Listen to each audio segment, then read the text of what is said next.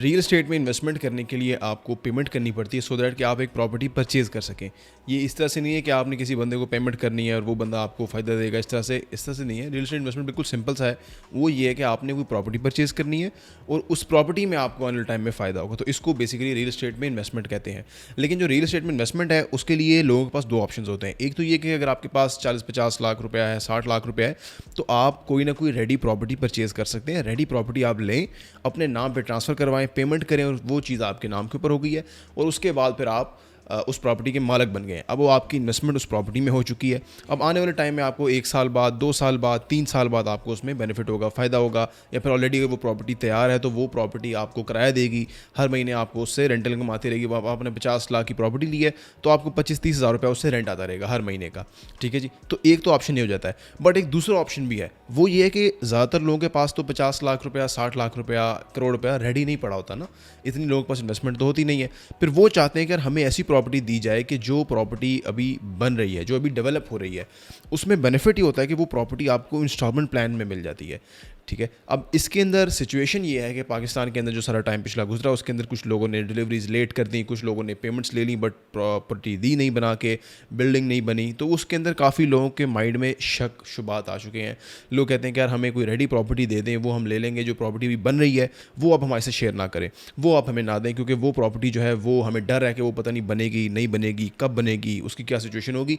तो आज हम इसके ऊपर बात करते हैं कि किस तरीके से आप इसको मेक श्योर कर सकते हैं कि अगर आपको ऐसी प्रॉपर्टी परचेज करते भी हैं जो ऑलरेडी डेवलप हो रही है तो उसमें आपको फ़ायदा क्या है और उसके अंदर आपकी सिक्योरिटी क्या है, किस तरह से आप उसको अपने लिए फ़ायदेमंद बना सकते हैं और किस तरह से आपको उससे अच्छा फ़ायदा हो सकता है। अच्छा देखिए, अगर आपके पास 50 लाख रुपया है, 60 लाख रुपया है, या करोड़ रुपए है, या 1.5 करोड़ रुपए हैं, तो उसके अंदर आप प्रॉपर्टीज़ परचेज़ कर सकते हैं। आप 50 लाख के अंदर 1 बेड अपार्टमेंट परचेज़ कर सकते हैं, आप कोई शॉप परचेज़ कर सकते हैं, कॉर्पोरेट ऑफिस परचेज़ कर सकते हैं, उसके बाद आप कोई एक घर परचेज़ कर सकते हैं किसी भी इलाके के अंदर, छोटा घर बना हुआ, या फिर आप कोई प्लॉट परचेज़ कर सकते हैं। तो आपके पास अगर 50-60 लाख रुपए है तो आप ऑलरेडी ऐसी प्रॉपर्टी परचेज़ कर सकते हैं कि जो रेडी है। तो आप किसी भी प्रॉपर्टी में इन्वेस्टमेंट कर सकते हैं, वो प्रॉपर्टी आप उसके मालिक बन जाएंगे और वो प्रॉपर्टी बेहतर है कि ऐसी प्रॉपर्टी परचेज़ करेंगे जो आपको ऑलरेडी किराया दे रही हो, जो आपको ऑलरेडी बेनिफिट आ रहा हो। फॉर एग्जाम्पल जैसे कि अगर आप एक 1 बेड अपार्टमेंट परचेज़ करते हैं तो आपने 60 लाख का 1 बेड अपार्टमेंट परचेज़ कर लिया, ये अपार्टमेंट आपको हर महीने का 30,000 रुपीज़ रेंट देता रहेगा। आपकी एक तो रेंटल इनकम आ जाएगी, पैसिव इनकम आ जाएगी। सेकेंडली आपको आने वाले टाइम में इसके अंदर 1 साल बाद, 2 साल बाद जब आप इसको बेचना चाहेंगे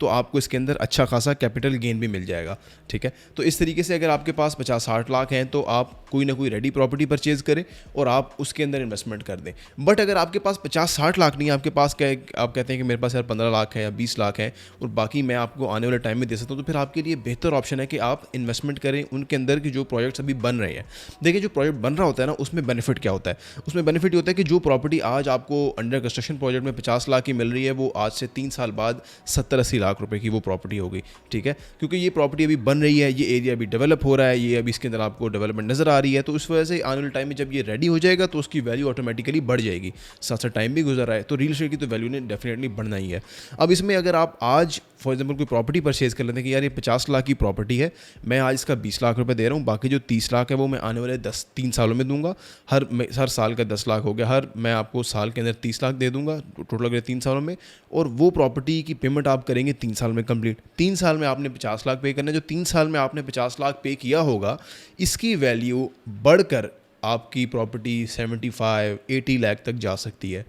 लेकिन इसके अंदर जो सबसे बड़ा लोगों का कंसर्न होता है वो होता है कि यार बिल्डिंग में हम इन्वेस्टमेंट कर तो दें, हमने 20 लाख डाउन पेमेंट दे दी, हम आगे इंस्टॉलमेंट्स दे रहे हैं, बट अगर बिल्डर लेट डेवलप करे, अगर बिल्डिंग को लेट कर दे बिल्डर, या फिर बिल्डर बिल्डिंग को बनाए ही ना, बिल्डर ही कहीं आगे पीछे हो जाए, तो उसमें क्या होगा? तो उस सिचुएशन में हम लोगों को कहते हैं कि आप ट्रस्टेबल लोगों के साथ इन्वेस्टमेंट करें, आप ट्रस्टेबल लोगों के साथ अपनी जो है ना कोई भी प्रॉपर्टी परचेज करें। अब देखिए, अगर आप एक अच्छे बिल्डर के साथ, एक अच्छी पार्टी के साथ इन्वेस्टमेंट कर लेते हैं तो उसमें आपको बेनिफिट होगा कि यार आपने जो आज 50 लाख की प्रॉपर्टी ली है उसका आपने 20 लाख डाउन पेमेंट दे दिया, बाकी आप इंस्टॉलमेंट्स दे रहे हैं। अगले 3 साल में आपने अपनी पेमेंट मुकम्मल करनी है, जो 50 लाख आपने अपने 3 साल में मुकम्मल करेंगे वो 3 साल बाद 70 लाख हो चुका होगा, 75 लाख हो चुका होगा, 80 लाख हो चुका होगा। और अगर वो बिल्डर बिल्डिंग को बनाएगा तब, तो इसमें मेन आपकी ज़िम्मेदारी आती है कि आपने वहाँ पे इन्वेस्टमेंट करनी है कि जहाँ पर आपको पता हो कि यार ये जो लोग हैं, ये जो पार्टी है, ये जो डेवलपर्स हैं, ये बिल्डिंग को बनाएंगे, ये टाइमली बनाएंगे, ये अच्छा बनाएंगे बिल्डिंग को, ये जो प्रोजेक्ट है उसके मुताबिक उसको कंप्लीट करेंगे और इसके अंदर आपको बेनिफिट होगा, आपको इसके अंदर फ़ायदा होगा। ठीक है जी। तो इसमें मेन चीज़ यही आती है कि अगर आपके पास बजट कम है तो आप डेफिनेटली उसी की तरफ जाएँ कि जिसके अंदर आपको इंस्टॉलमेंट प्लान पर प्रॉपर्टी मिल रही है। इसमें कुछ लोग डर जाते हैं, वो कहते हैं कि यार अब हम कैसे ये चेक करें कि ये बिल्डर बनाएगा नहीं बनाएगा और किस तरह से हम करें। उससे बेहतर है कि हम कोई प्रॉपर्टी परचेज ही नहीं करते, हम अपने पास ही पैसे रखते हैं, आने वाले टाइम में जब वहाँ पर पैसे होंगे तो हम आके ले लेंगे, प्रॉपर्टी रेडी होगी तो। अब उसमें होता ही है कि मैंने आपको जो बताया ना कि जो प्रॉपर्टी आज आपको अंडर डेवलप बिल्डिंग के अंदर जो अभी कंस्ट्रक्शन चल रही है, जो अभी प्लॉट है, अब उसमें एक 50 लाख की प्रॉपर्टी है, तो आने वाले टाइम में जब वो प्लॉट से कन्वर्ट होकर बिल्डिंग बन जाएगी, वहाँ पर वो आबाद हो जाएगा एरिया, लोग आ रहे होंगे जा रहे होंगे, तो डेफिनेटली उसकी जो कीमत है, वो जो 50 लाख की आपको चीज़ मिल रही थी, वो चीज़ आपको फिर 75 लाख की मिलेगी, या वो चीज़ आपको फिर 70 लाख की मिलेगी, तो वो वैल्यू उसकी बढ़ जाएगी। इसमें जो बेस्ट ऑप्शन है आपके लिए वो यही है कि आप बस इसका ख्याल रखें कि जो बिल्डर के साथ आप इन्वेस्टमेंट कर रहे हैं वो अच्छे लोग हों और वो आप जो प्रॉपर्टी परचेज़ करें वो टाइमली डेवलप करें। आप साथ साथ चेक करते रहें। देखिए इसमें एक बेनिफिट ये भी होता है कि आपने डाउन पेमेंट पे कर दिया, सबसे पहले आपने देखना है कि यार बिल्डर के पास डॉक्यूमेंट्स हैं प्लॉट के या किस तरह से बिल्डर ने शुरू कर दिया है और उसकी अप्रूवल वगैरह सारा कुछ है। अब जब उसने काम शुरू कर दिया है इसका मतलब है कि उसकी अप्रूवल है। तो इसमें हमने ये तरीका निकाला है कि यार आपने पहले आके चेक करना है। आप हमारे डॉक्यूमेंट्स देखेंगे, आप कहेंगे कि यार ठीक है आपके डॉक्यूमेंट्स आपके नाम के ऊपर हैं, आप बिल्डिंग पे ऑलरेडी कंस्ट्रक्शन कर रहे हैं, तो आप डाउन पेमेंट पे करेंगे। जो आपकी रिमेनिंग अमाउंट है वो हम कंस्ट्रक्शन के साथ लिंक कर देंगे कि हर क्वार्टर की आपको जब ये डेवलपमेंट नज़र आएगी, जब आप देखेंगे कि यार ऑलरेडी आपकी जो बिल्डिंग है जहाँ पे आपका यूनिट है उस पर ऑलरेडी काम हो रहा है, तो फिर आप अपनी इंस्टॉलमेंट्स पे करेंगे। ठीक है, तो हमने जो इंस्टॉलमेंट्स है, जो रिमेनिंग अमाउंट है, उसको हमने कंस्ट्रक्शन के साथ लिंक कर दिया है, सो दैट कि हमारे लिए पीस ऑफ माइंड होगा कि हमें पता होगा कि यार हम कब काम कर रहे हैं, हम कंस्ट्रक्शन कर रहे हैं, तो जो आपकी ड्यू अमाउंट है वो आपने पे करनी है। आपको भी पता होगा कि यार जो मेरी ड्यू अमाउंट है मैंने तब पे करनी है जब वहाँ पे कंस्ट्रक्शन हो रही है। तो ये एक विन विन हो जाता है दोनों के लिए, जो डेवलपर है उसके लिए भी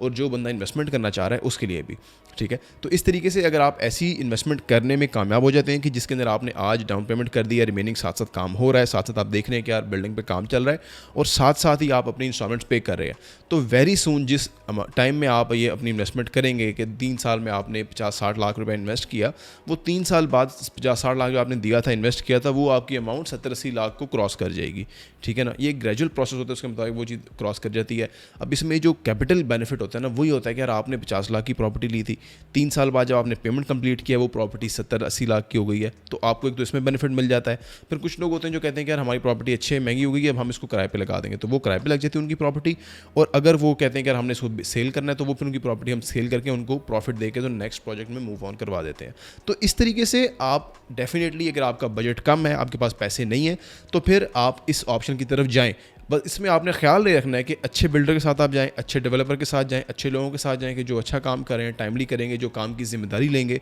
उनके साथ जाएं, उनके साथ आप इन्वेस्टमेंट करेंगे तो आपके लिए फ़ायदा भी होगा इसके अंदर। और आपको जो आने वाले टाइम में प्रॉपर्टी महंगी मिलनी है, वो प्रॉपर्टी आज आपको सस्ती मिल जाएगी, कल को आप उस प्रॉपर्टी को महंगा बेचेंगे। तो अगर आपका बजट 50-60 लाख है या फिर आपके पास ऑलरेडी एक ऐसी अमाउंट है कि जिसको आप इन्वेस्ट कर सकते हैं, तो आप रब्ता कर सकते हैं। आपको ऐसी प्रॉपर्टी मिल जाएगी कि जो ऑलरेडी किराए पे लगी हुई है, जो ऑलरेडी प्रॉपर्टीज़ रेडी हैं, आप पेमेंट करें, आपको उसका ट्रांसफ़र मिलेगा और आप उस प्रॉपर्टी के मालिक हैं और उससे आपको फ़ायदा होगा। बट अगर आपका बजट कम है तो आप हमारे साथ जो मुख्तलिफ प्रोजेक्ट्स हैं, हमारा विजन सेंटर है, उसमें भी आ सकते हैं कि आप डाउन पेमेंट पे करेंगे और रिमेनिंग आगे फिर आपने अमाउंट पे करनी है इंस्टॉलमेंट्स में, और वो फिर प्रॉपर्टी आपको बड़ा अच्छा फ़ायदा देगी आने वाले टाइम में।